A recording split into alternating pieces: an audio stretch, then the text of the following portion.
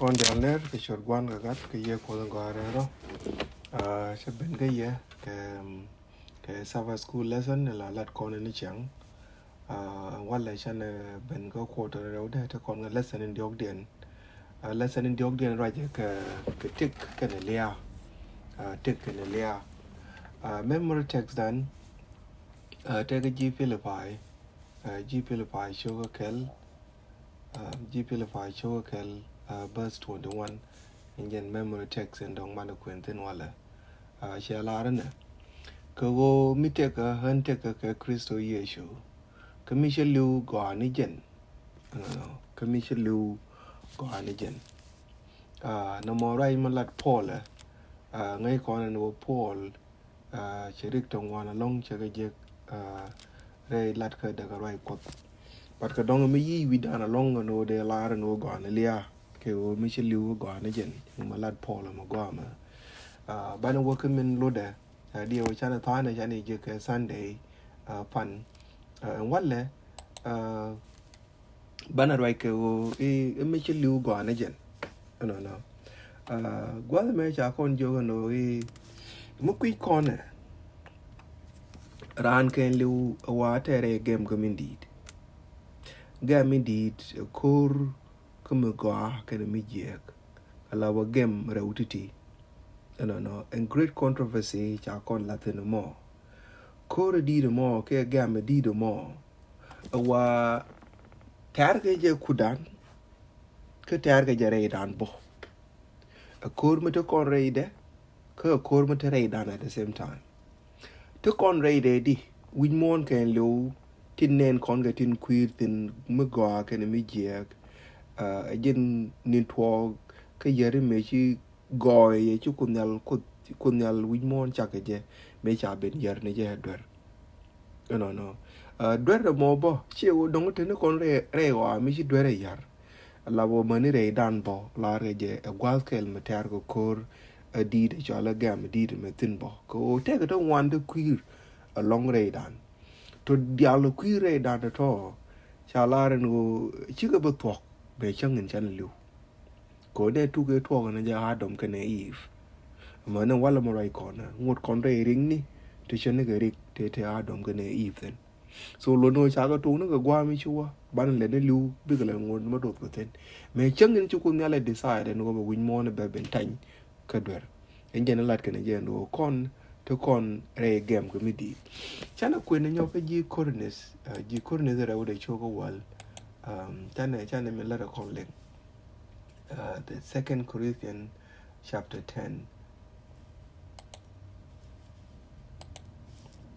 chapter 10 verse 3 waka verse 6 ya larana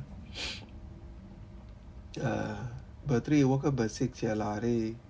chawa ka tok chiang kon re wa me ka dung de go chu kon korter ka chiang wa me ka go yu ko ran chi ke nyu wa ka dung de go take a bomb kwat ka go bana ka dak gwas ni ti bom chane ngang nom ni dak ka ne nyen ya ka dial tin gal ka na ka ngai kwat ka kap ka cher dial ka kui lusa Kristo yo cha ko ro ale ka o ba ko ne dial tin til lus doj mi wa lus dien mi wa lus dun peg the shop. What is Paul talking about? I'm going to write Paul a Paul, first of all, cho con yo ko con ne te re dung do chang ne me ko con ring and pony ring me a generator core digital ring. What does that mean? Pony ring to con re me terror core digital ring.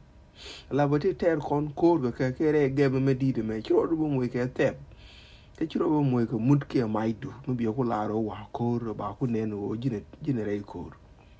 cha con da bre wa mi chi tiang ge je mo gur con no go ba ne pen re je ni to con go loy con ge cher con ge re lo ai dan mi chi tiang ge je mo guru bo point nan ke lo be yo je ni ke jen kui me ko ya con ju chang ni me ko con ring wa tel con core ge digital ring en kor en ponye ringa me bo wa te go yo kur te jito yo riang bo tung do ngote chang ni mo chi ke yo riang ngo ke yo kur to bombo ma long ngu ter kon kor ke jamo lar pole a yen mi ter kon kor ke je ter kon kor ke char ti charo dien je ke look ngesh ko char ti charo dien je ke look ngesh ko Muluno jena ba char diala jena ba ka kap alawa ken dial ba ka kap ko ngu ba ka kap ko go bi ka te lus ke Kristo Yesu ka char mu te lus ko lungo ko ba do alawa te de ko ter ko na according to Paul ga jen ko ne zin pa ko no kwen ka ko ye ka to gor ne yo ko ye ka yo ko ti ke ti ter kon ko ti chao ka ne ka char to go kan to ya ka kan kuire ran ka kan kuire wa ka kan kuire ku mini dia la kum na mo he de ko da hande na arwa ja kum dong e hande na arwa ja go ne cher ka je cher kun yen ka yen communist ka yen capitalist win mon ke lo a Chinese jer wai ka do da America ne jer wai ka do da Russia ne jer wai ka do da Africa ne jer wai ka do da Kurshi ne jer wai ka do da Muslimi ne jer wai ka do da Allah bo charchi nwa ne kan re wa ke lo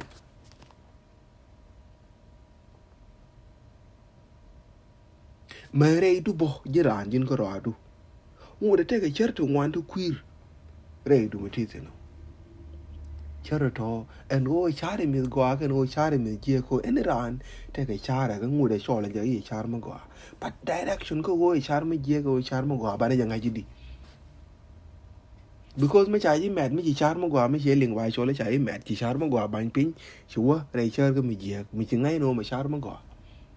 ke bai lo woi bo re char ka mi je ba bai nang ba re char ka ma go ma dong ba la ji tu du chro de improve che te mi chro da ger ka ji ko chi je pal ka go but the most important thing ngai ka go me je ka na ma go discernment chana yang ngai ka jo ka work and go and da ko bi te ngai ka na me je ka ke na me go sometime cha ba la re char dan e me ngi rai ko da no kon chu ko kon lan ma go ka na me je mi de cho la ma go ka na me je not according to our own thought chứ mà để con này cho nó gòa cái quy cố quy con nào thì mà gòa sometimes con nào nông này vậy thuộc quy con mà gòa quy con đều cái mà gòa cái này mới vậy cố gì cái mà point nào ngun nó cũng ngal gara đấy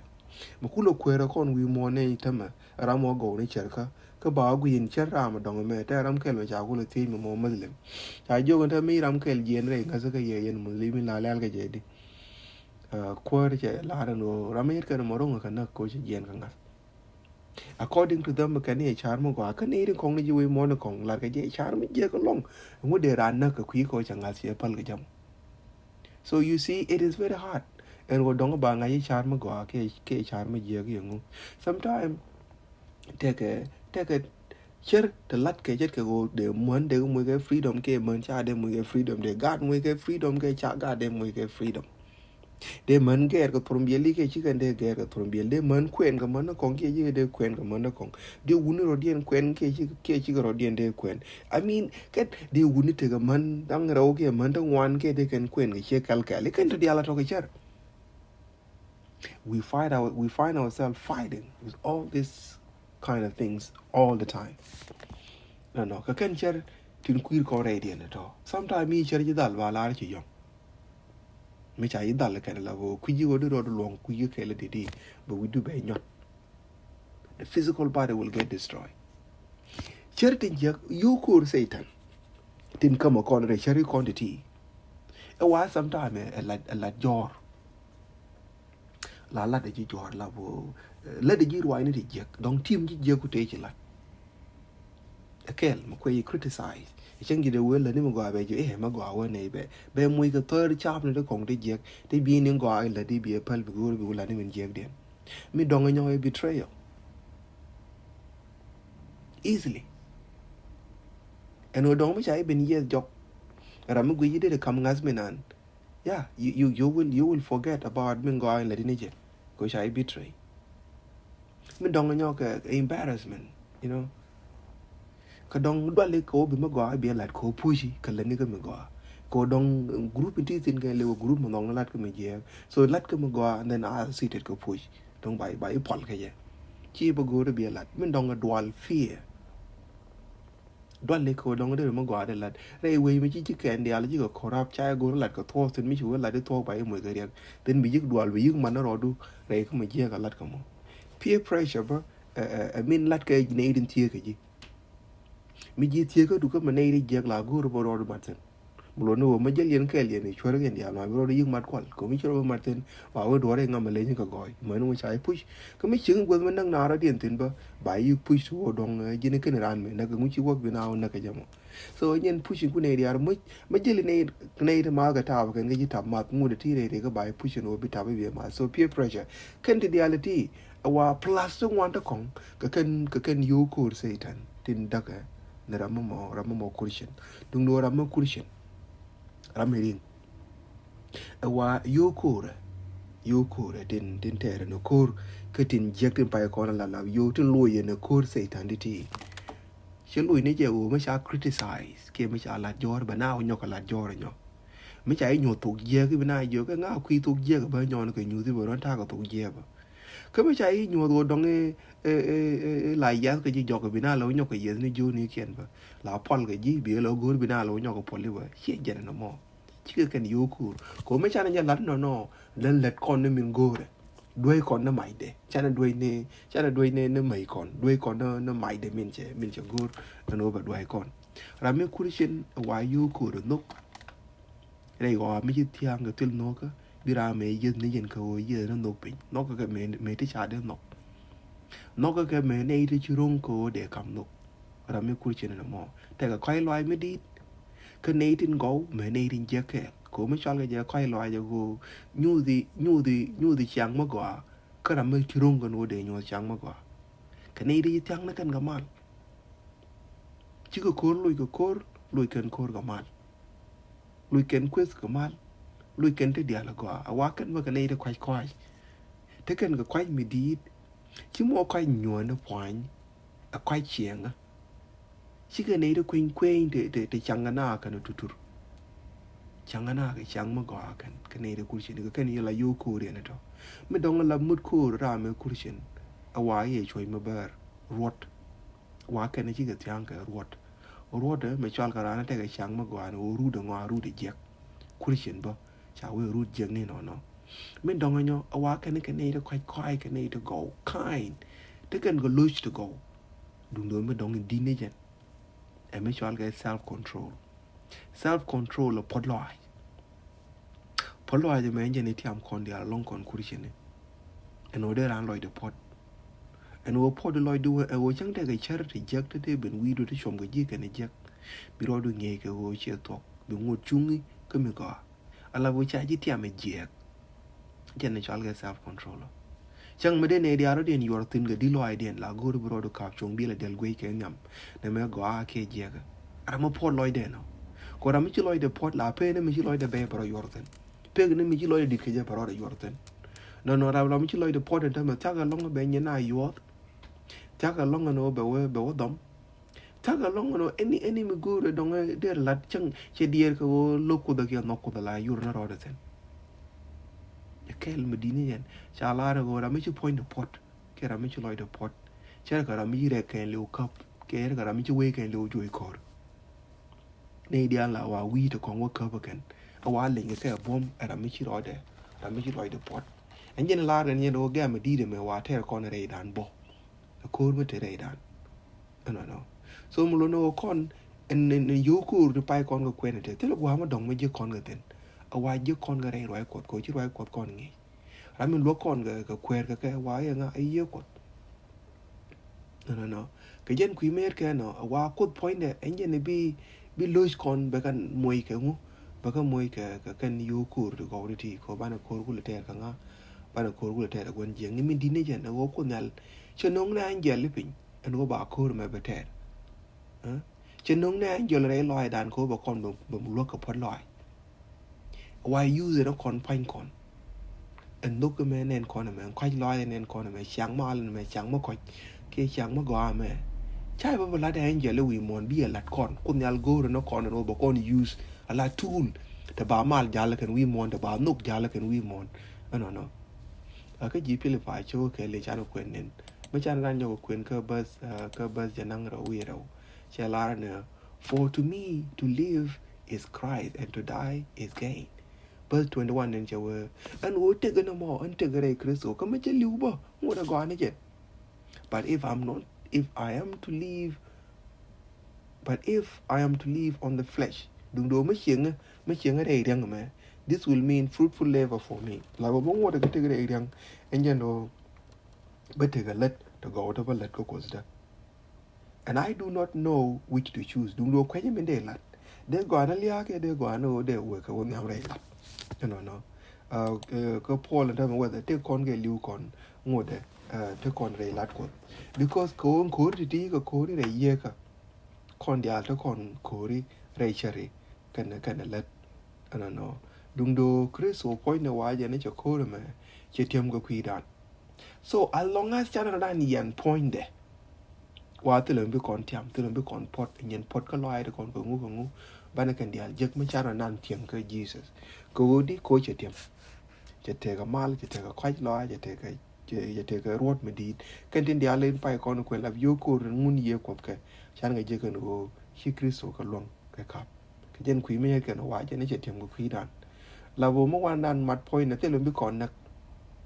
ban ngut ka ban tem ka je ke Paul go ma gur ye no de kon tek dan ke lu de ne ja kam kut de kon kam kut de tek dan ke lu ko me chan tek dan kam kut ke lu then ban ye chu ngat ka ma balat ke tek dan no so no kon kurichin ni point kon awa chi kon be ter no kuri ko ta chong ke tele chong ke nguni te dia to min di ne jene go kam no rodan ko bi ko ba kon we use a lab tool te ba kor we mona me water ke je ka yen ku me na wa chi ye chu kon kam example mo tok mo ko ama de kon ko anyen te ki cha kon chal te no mo kan mar ke nye mare wa cha kon chal re ko de ko rodan mat pon Jesus ko de kon wul tiam re ko re di de me cha kon chal te no go ane pal ne kun merel go de ro wa din cha ju lo ta slide le ni ku tin gai kan al kwara ngai ko je wa din no chine ro ben je re ko mi di wi mo na de naten ke chine ro ben je wa din no te ne ko bo ke cher de re was ne ko wa din kul ne lo go na direction go ne na guidance ke je no wa din lo cher ko ano ba ko go na do ano bine ro lo nga kam ji ko zda ala mujtitek peteke ala wadin ga yo ko kala ni min go wadin ka tekda ko ne cha ka kamji ala waji ka mal pe pa ngwa de ala nam no ko ga shodu kan shod ga de mi lokwa amen